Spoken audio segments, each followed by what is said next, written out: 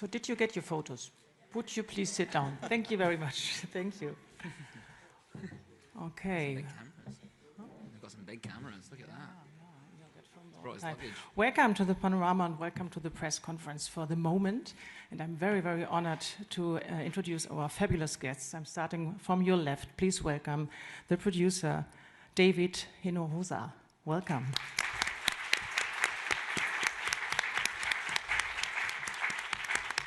And please welcome the wonderful producer, screenwriter, and actor, and of course musician, and the reason for my choice of color today. Please welcome Charli xcx.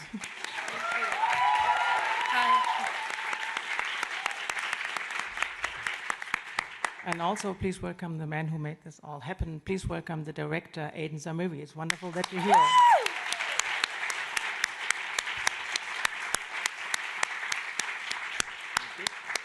Okay, and I'm going to start with Charli, of course. We would like to know, of course, what sparked this idea to make this film.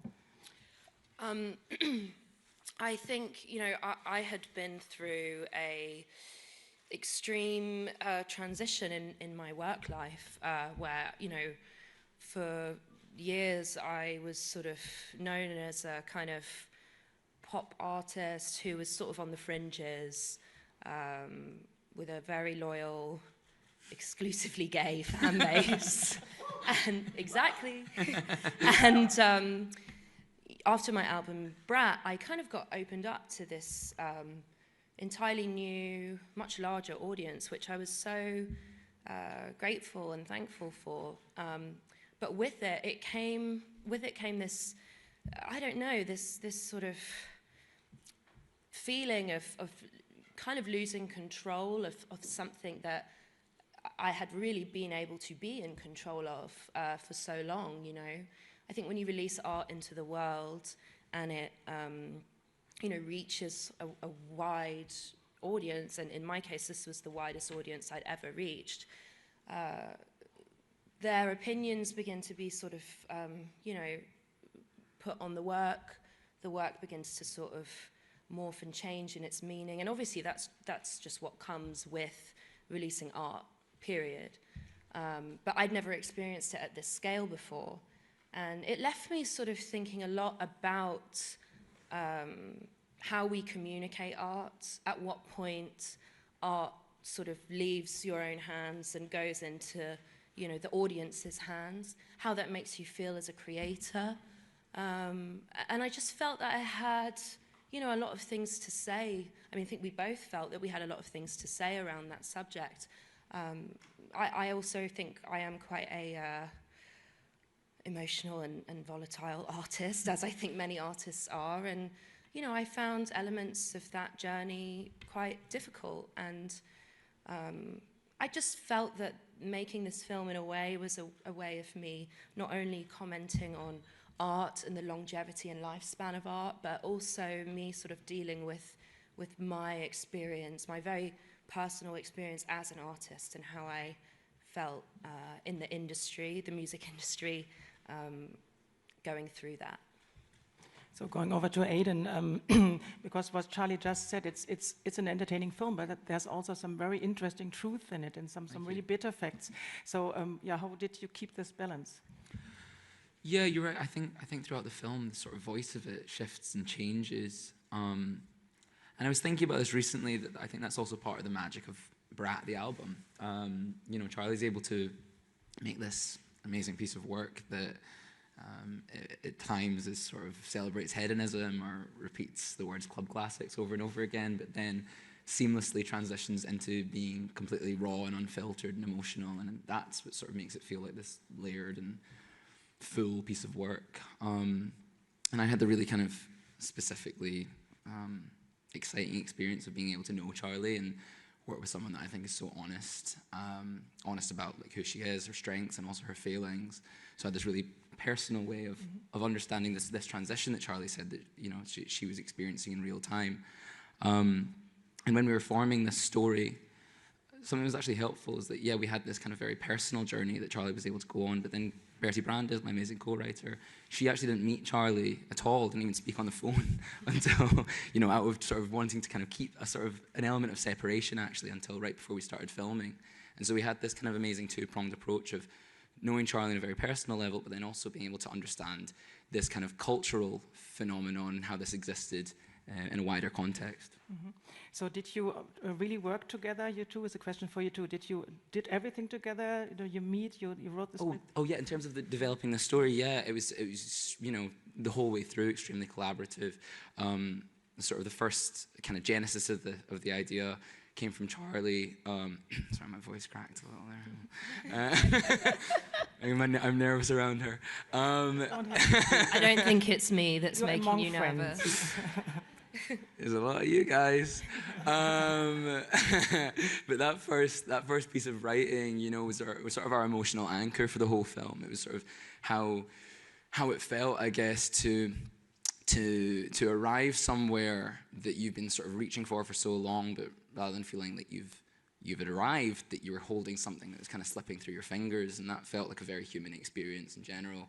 And then as we sort of continued to develop a story, we would check in with Charli regularly, and in the hopes that what we were making, you know, of course this isn't truly what happened in the real world. We made a fictional story, but we wanted to make sure that everything that happened is in some way plausible, or was a reasonable thing that Charli might have done, you know, given a different set of circumstances and different set of influences around her. Mm-hmm. I think one of the most important things in this film is this, Charli, it's you, but it's not you, you know, it's another character, and it's very, very close probably, so can you tell us something about that? How much of you is in this film? Well, obviously I've been sort of training to play this role my entire life in ways. Extremely method. Yeah, very, very method from the day I was born, I guess. But, you know, I think, as Aidan said, it's like the scenarios that we show in the film are not true scenarios that actually happened to me in the year of 2024, but given a different set of circumstances, they might. And I think I have definitely come close to those circumstances, especially having been in the music industry for so long. I've definitely met characters that we sort of touch on, or versions of characters that we sort of touch on within the film. And I've definitely reacted in ways close to the way that I react in the film. You know, have I had a breakdown in the back of a Viano whilst smoking a million cigarettes? Yes. So, yeah, you know, I definitely had a lot to draw upon, let's say. But I think I am nicer in real life. You are, yeah. Yes, absolutely. And you not only had a breakdown, you're meeting this really mean wellness woman who gives you a holistic facial. Can you tell us something about that? It was such a funny scene. You know, you're talking about Maria, our facialist, played incredibly well by Ariel Dombal. Do you know, a lot of the things that Maria says in that scene actually were said to Bertie, my co-writer. She was actually told that she's relaxed in the body but closed in the heart. Really brutal, really brutal. But yeah, I mean, there's something interesting about kind of creating conflict with characters, and Johannes is also kind of like this in the film, of people that sort of you know, kind of justify things by these sort of ideas which are a little intangible. Charli's a very practical person, and kind of I've always known her to be that way, and actually we've spoken about how sometimes you get the most frustrated and triggered by people kind of using woo-woo language to make you feel bad about yourself. Yes. So yeah, that scene was really fun to shoot. It was a really fun one to write as well. And what made you ask Kylie Jenner to play a fictionalized version of herself? I mean, you know, I couldn't believe that Kylie was down to do this. I mean, we're so grateful, and she was incredible. You know, really, really incredible actor. And you know, something we've spoken about is that there's a lot of crossover in this film between, you know, the real world and fiction. You know, maybe the hope is that in 20 years people might look back at this and sort of not quite know what was true and what wasn't. It'll sort of confuse archaeologists of the future, ideally. But I think what's interesting is that we're able to play with these real world elements of culture, kind of like elements of like modern mythology in some way. Like Kylie's obviously an incredible actor, but also represents so much culturally that we know who she is. And so it was really helpful to have these almost like you know, signposts to things that we as an audience understand. And whether that be Kylie or Rachel's cameos or other elements, you know, clips that we pulled from the real world and repurposed or warped to sort of help tell parts of our story. So that was just sort of something interesting to us, and a way of curating, I guess, elements of the world around us to tell this sort of very personal story. Thank you. There's a question from the audience on the left. Hi, I'm Patrick. I'm a freelance writer here in Berlin. Aidan, I wanted to know, how did working on the film with Charli and creating this fictionalized version of her change your friendship, and maybe how you perceive her, how you look upon her? Did you learn anything new about Charli? Lovely question, Patrick. Thank you. Yeah, do you know what? Me and Charli, I think the first time we shot together was actually here in Berlin. So there's something magic in the air.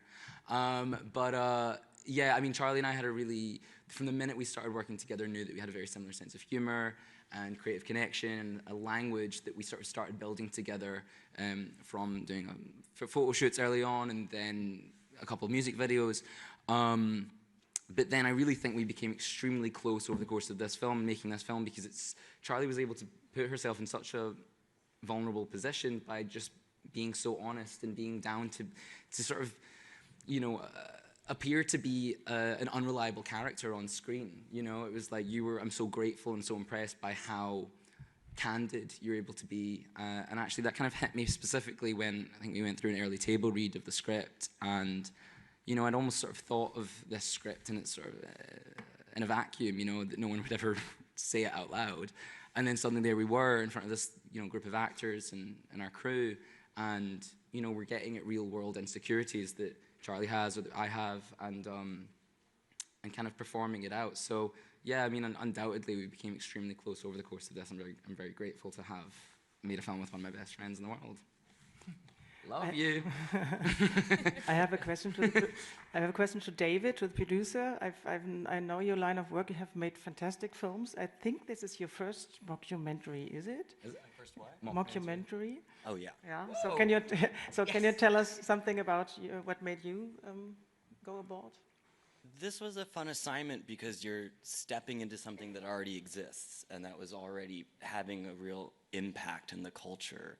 So getting to work with Charli and Aidan was a privilege, but also the responsibility of changing format. We're working in something long form, we're working with a different grammar, we're working within a context of influences we all loved and wanting to live up to that, but also really deliver to people who were fans of the album and to the kind of universe of Brat, but to bring something new to it and for it to stand on its own 2 feet as a film and a piece of cinema that we're really proud of.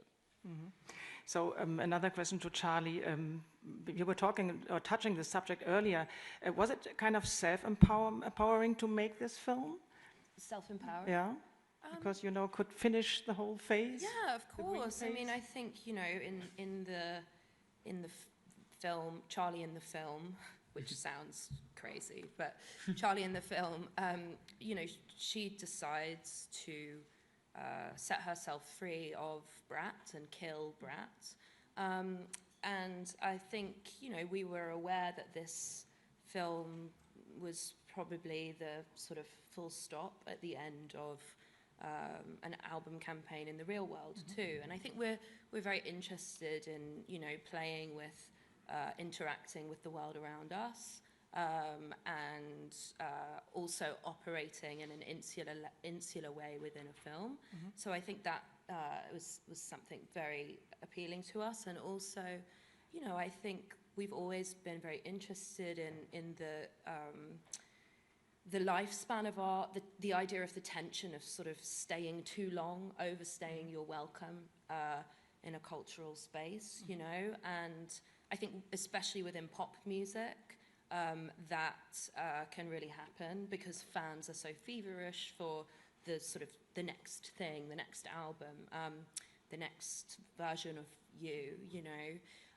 So I think, yes, making this film was quite cathartic in a way, because I was also able to channel a lot of my frustration that I may have felt in the real world into these sort of heightened scenarios that I was experiencing within the film.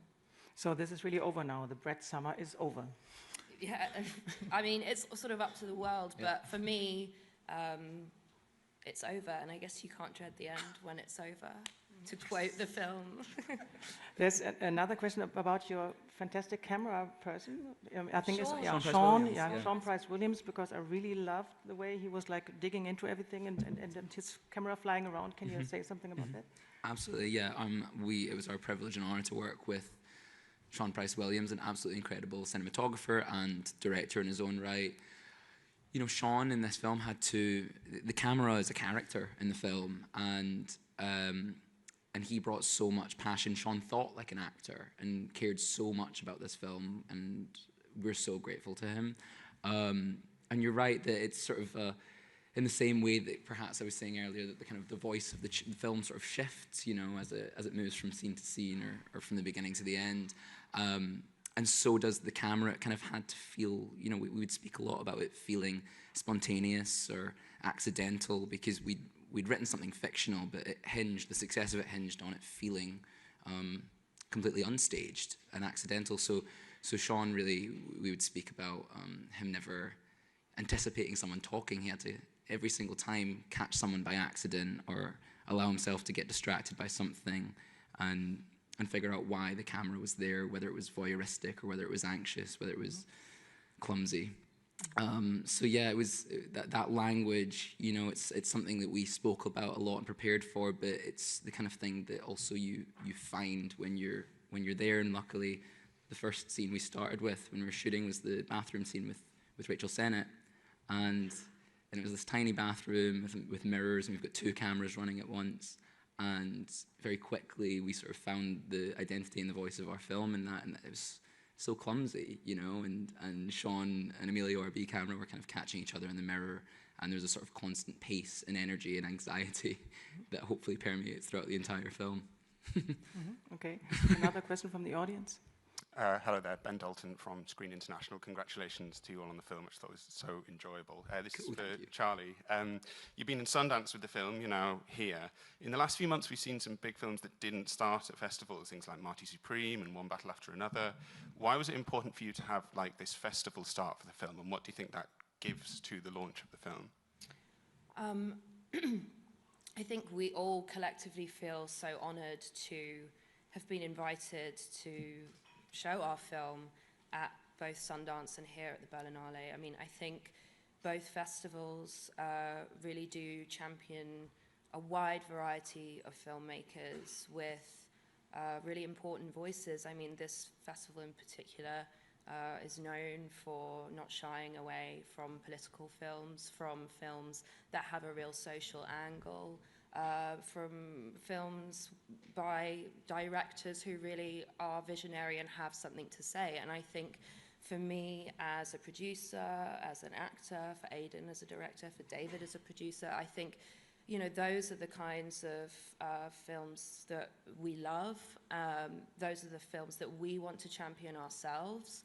And I feel like, you know, I'm only just starting out in this industry, but I feel passionate about working within those spaces, and I just think we all feel so honored to be here, and yeah, we're very, very thankful for this festival, because I think it's very important that it exists.